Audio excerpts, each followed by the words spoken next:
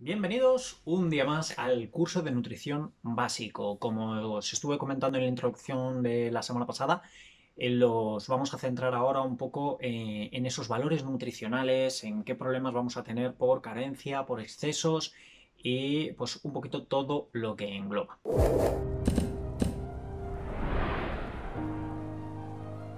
Primero, hay que tener en cuenta que precisamente ese tema de excesos o carencias a nivel nutricionales en nuestra alimentación, en nuestro estilo de vida, va a variar mucho de un país a otro porque digamos, el grupo de alimentos autóctonos de cada país pues es completamente diferente, aunque por la globalización prácticamente tenemos acceso a cualquier alimento independientemente de dónde esté.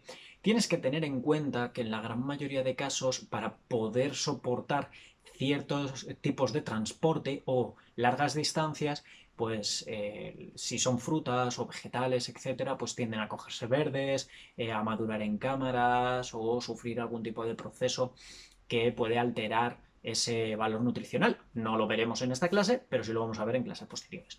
¿Qué pasa? Que siempre va a ser preferible elegir pues lo que es frutas, verduras, alimentos que sean de tu zona. Y me refiero realmente a tu zona, no a tu país. Porque, bueno, hay países y países. Y hay países que son muy grandes y volvemos a lo mismo. Y simplemente el tema de transporte de una punta a otra de ese país pues puede ser bastante complicado. Como por ejemplo, pues podríamos hablar a día de hoy. El tema de transporte está muchísimo mejor, pero sí es cierto que una persona que esté en el centro de la península, su alimentación ideal, digamos, la alimentación autóctona, pues no va a ser de pescado salado. Si es cierto que podemos tener en 2 horas el pescado salado, tanto del norte, mediterráneo, de cualquier parte de la costa española, pues en 2 horas puede estar tanto por tren, por avión, en lo que es el centro, en Madrid. Sí. ¿Va a haber deterioro nutricional? Realmente, pues en 1 o 2 horas no podemos tener acceso a pescado fresco de mar en nuestras pescaderías sin ningún tipo de problema. Pero si nos ponemos, digamos, en el emplazamiento real que tenemos, pues el pescado de mar no es el habitual en esa zona.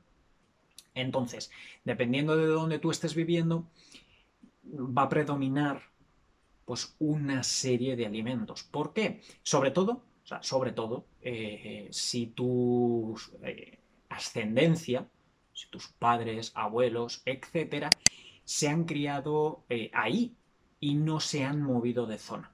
¿Por qué? Porque el cuerpo tiende a ajustarse o a predisponer, o, digamos, una cierta tolerancia menor o mayor dependiendo de pues, los alimentos a los que estaba habituado. Que sí es cierto que por eso nos podemos encontrar a lo mejor pues personas que dicen yo no tengo problemas, por ejemplo con la leche o por ejemplo con el café, porque en mi casa de toda la vida siempre ha sido su consumo, etcétera. Y volvemos a lo mismo, no es el hecho de que sea café o de que sea leche. Habría que analizar la procedencia, cómo se ha procesado, si es comprada en plan comercial o es, digamos, manufacturada en esa zona que está hecho a mano, etcétera, etcétera. O sea, hay un gran etcétera en este punto y no vamos a entrar en debates en esta clase con el tema ni con el café ni con la leche, pero es una cosa que hay que tener en cuenta.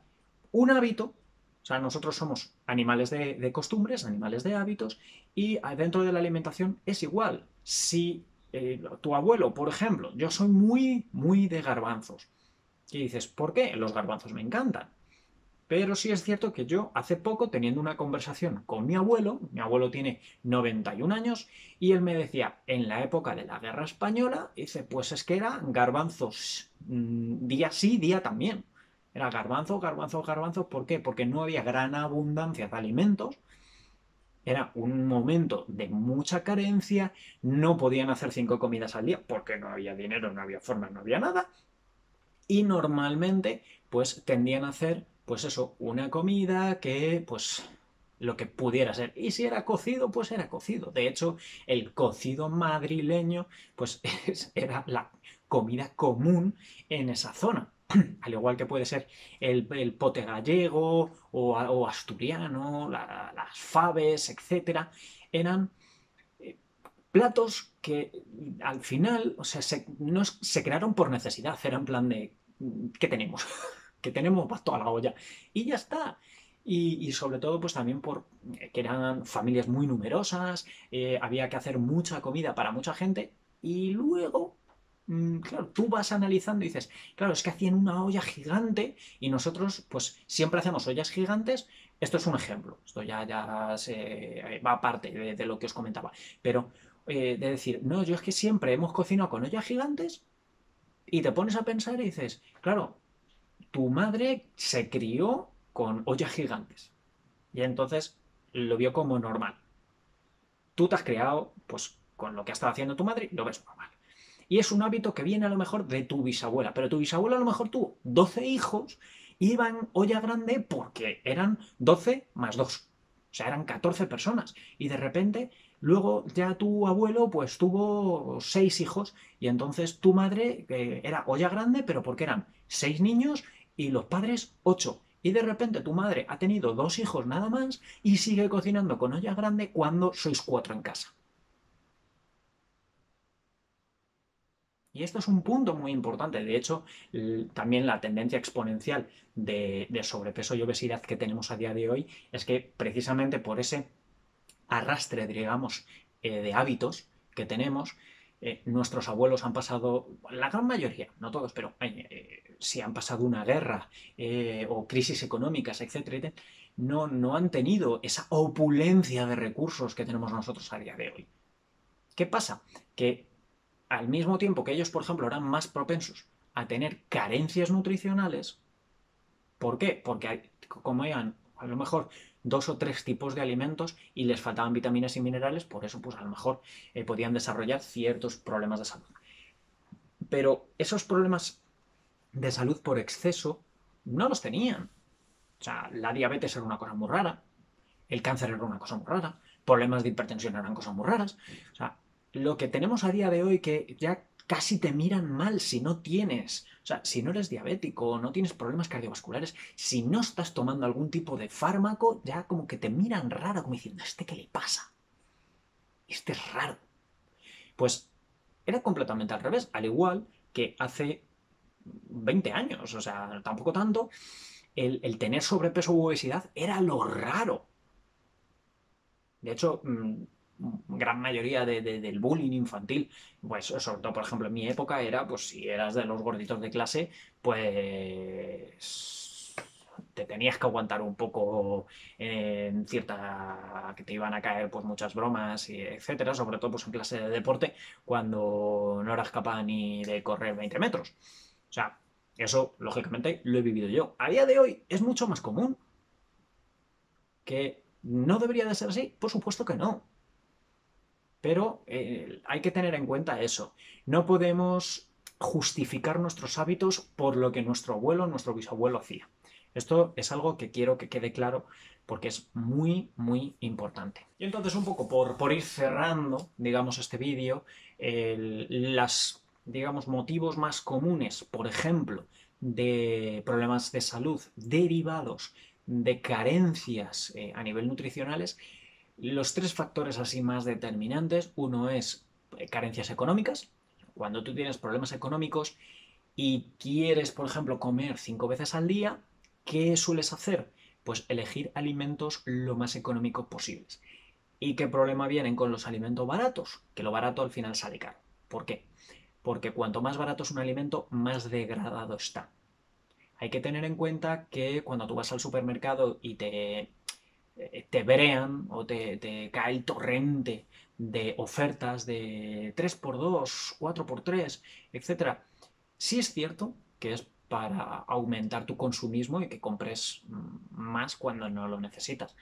Pero muchas de estas tienden a ser que están muy cerca de caducar, y entonces pues te hacen esas ofertas para que tú lo compres.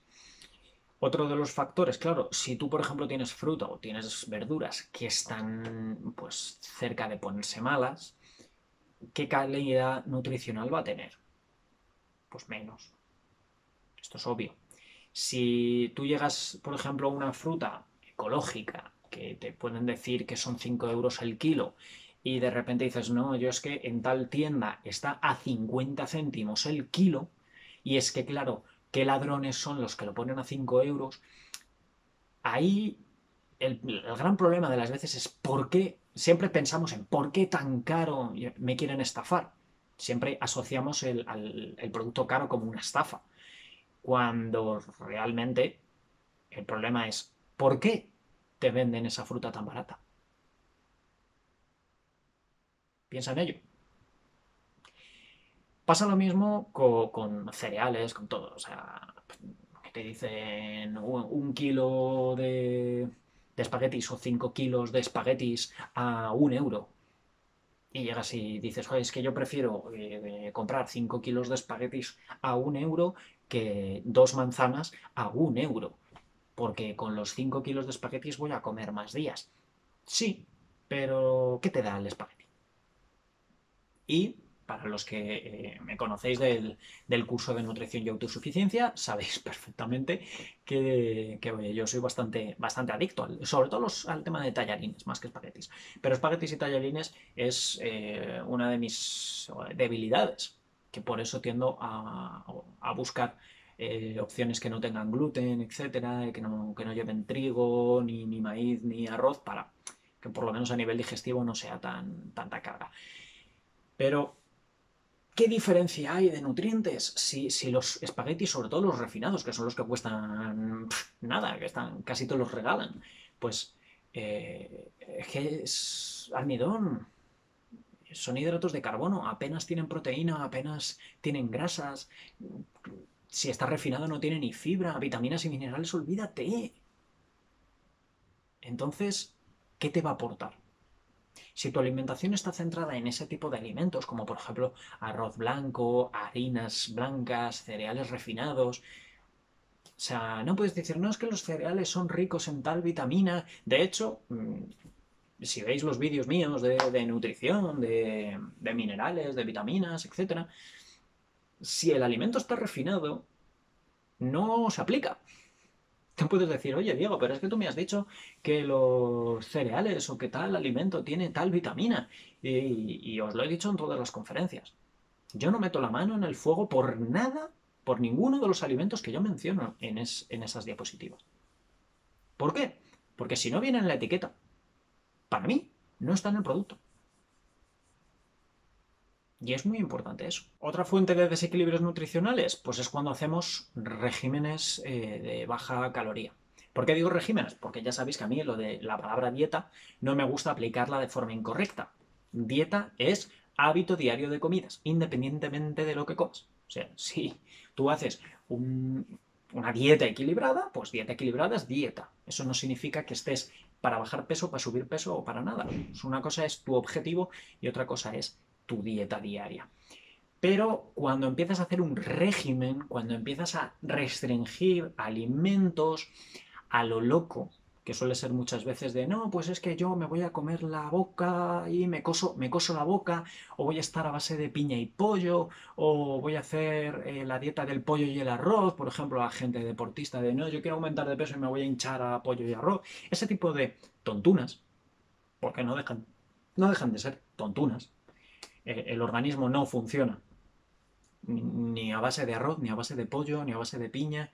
O sea, ya os lo he dicho muchas veces. El organismo necesita nutrientes y le importa 3 pimientos cómo se llame el alimento que le estés dando. Le importa qué calidad nutricional lleve. Entonces, cuando nosotros recortamos calorías, estás recortando nutrientes. Y si ya tienes problemas nutricionales porque tu alimentación no está correctamente equilibrada, pues si ya restringes alimentos, apague y vámonos. ¿Tiene sentido para ti? De hecho, si tiene sentido para ti y no te has suscrito al canal, suscríbete, porque tienes más de 200 vídeos ya con muchísima información y lo que nos queda por subir. Entonces, tenemos eso. Ya hemos estado hablando del tema económico. hemos estado hablando de la restricción. Y lo que os acabo de mencionar, de si tú ya tienes una mala alimentación de por sí, en el que predomina una serie de alimentos que no tienen mucho valor nutricional, pues entonces olvídate. Con esto no voy a decir que ser vegano, la dieta keto, lo que sea la ideal o no. A día de hoy está más que demostrado que no hay una única dieta perfecta. De hecho, por ejemplo, aquí en España, en lo que es la zona de la península, siempre se ha dicho que la dieta mediterránea es la mejor que se puede tener. Que, como en España, siempre tenemos muchísima influencia de Estados Unidos y siempre primero cogemos todo lo malo de Estados Unidos, lo traemos aquí y así nos va. Y luego ya, pues, cuando Estados Unidos empieza a corregir todo lo malo que hacen, pues a los 10, 15 años ya nos vuelve aquí. Entonces, tienes que tener en cuenta que la gran mayoría de nutrientes están en frutas y verduras. ¿Qué me puedes decir? La carne, que tiene muchas vitaminas, muchos minerales. Al cocinar, la gran mayoría de nutrientes se destruyen. Entonces, necesitas que por lo menos el 70% de tu alimentación sea de alimentos, digamos, vivos, alimentos que puedes comer en crudo sin ningún tipo de problema, como el tema de frutas, verduras, etcétera. Que el 70% de tu alimentación sea así. Entonces, cuanto menos cocinado, va a ser mejor. ¿Que tienes que hacer una dieta cruda y vegana? No es necesario, pero en el equilibrio y en el orden está todo. O sea, ¿lo consideras lógico? O sea, ¿tú consideras que tiene sentido lo que te estoy diciendo? Y por otro lado, ya cerraríamos este vídeo con lo que es las enfermedades por exceso nutricional. Sí es cierto que el exceso nutricional a día de hoy es más común y de hecho yo en todas las conferencias sobre los nutrientes os digo exactamente lo mismo. Esto pasa la gran mayoría de veces por querer utilizar los nutrientes como si fueran medicamentos. Es decir, Diego dice que el calcio es bueno para tal. De hecho, la osteoporosis es un gran ejemplo, por ejemplo, de un problema por exceso nutricional. Si tú consumes mucho calcio, tienes osteoporosis. Y dice, pero si a mí me están diciendo que el calcio es para combatir la osteoporosis. Genial, me parece muy bien. ¿Y por qué Estados Unidos, que es el mayor consumidor de lácteos y de calcio del mundo, es el país con mayor índice de osteoporosis? Y en España los índices de osteoporosis se disparan y cada vez hay más osteoporosis y cada vez recomiendan más lácteos, más calcio y sigue subiendo. O sea, si ciertas recomendaciones de médicos, de nutricionistas, funcionasen, los problemas de salud disminuirían, que es uno de los factores. ¿Y por qué en la conferencia del calcio ya os dije, no solo de calcio vive el hueso? El hueso necesita más minerales, necesita magnesio, necesita fósforo, potasio, o sea, todos los minerales. O sea, si es que un hueso es un reservorio de minerales. ¿Qué pasa? Que si tú te hinchas a calcio y, por ejemplo, no tomas magnesio o no tomas fósforo para compensar, ¿qué va a hacer? Pues el cuerpo, para poder asimilar ese calcio, va a empezar a chupar de magnesio y de fósforo de los huesos. ¿Y qué pasa después? Osteoporosis. Pasa lo mismo con el tema de, por ejemplo, la hipertensión con el sodio, que nos creemos que la hipertensión es solo por exceso de sodio. Pues no, puede ser por carencia de potasio. ¿Por qué? Porque el sodio, el potasio y el magnesio tienen un equilibrio, de ahí la bomba de sodio-potasio, para el tema del equilibrio de la homeostasis del cuerpo.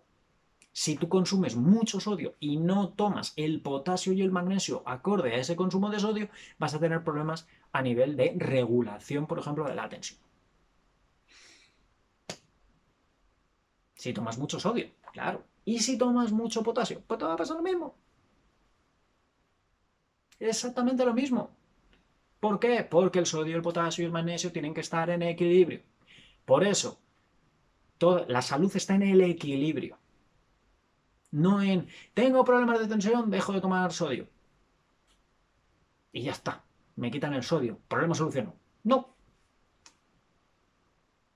Y el problema no está solucionado, porque a lo mejor el problema no es el sodio. Tengo anemia, necesito hierro, a lo mejor no. Hay miles formas de anemia y miles motivos por los que te da anemia. Tengo osteoporosis, me falta calcio. No. O sí. ¿Quién sabe? Por eso, muchas veces a mí cuando me decís, no, es que tengo este problema nutricional y cuánto tengo que tomar de este nutriente y el resto, ¿qué pasa? ¿Cuánta arginina necesito para problemas cardíacos? ¿Y con el resto qué pasa? Circulación. ¿Y el omega 3? No, pero es que la arginina. ¿Entendéis por dónde voy, no? Pues esto es vital que lo entendáis. Vital. Tu salud depende del equilibrio. Al igual que todo en esta vida, si tú no equilibras tu alimentación y tu nutrición, vas a terminar con problemas de salud a corto, medio o largo plazo, dependiendo de lo bruto que seas. O bruta. Es muy, muy importante. Espero que te haya gustado. Nos vemos la semana que viene.